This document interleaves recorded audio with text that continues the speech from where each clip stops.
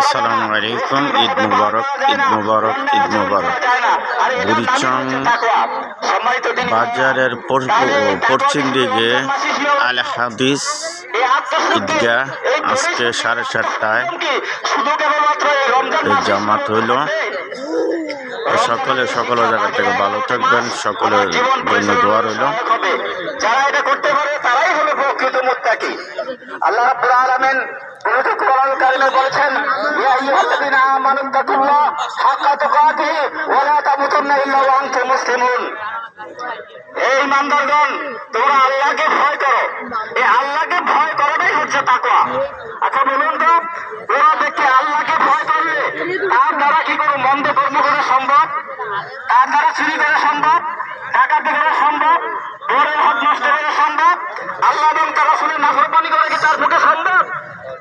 প্রকৃত তাকওয়া যারা হাসিল করবে তাদের জন্য আল্লাহ রাব্বুল আলামিন কি লিখে রেখেছেন? জান্নাত ওয়াদাতুল মুত্তাকিন। মুত্তাকিনদের জন্য আল্লাহ কি করেছেন?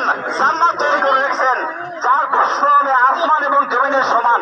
আসমান এবং জমিন একসাথে যতটুকু হবে জান্নাতের প্রশস্ত ততটুকু। এই জান্নাত আল্লাহ রাব্বুল আলামিন তাদেরকে দান করবেন। সর্বনিম্ন জান্নাতি এই দুনিয়ার 10টা দুনিয়ার সমান জায়গা পাবে।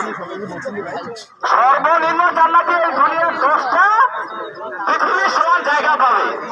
আর জান্নাতে এই একটা চাবুক রাখার জায়গার দাম দুনিয়া এবং দুনিয়াতে যা কিছু আছে সব কিছুর বিনিময় দিয়ে হলো এই চাবুক রাখার যে জায়গাটা, এই জায়গাটার দামে হবে না।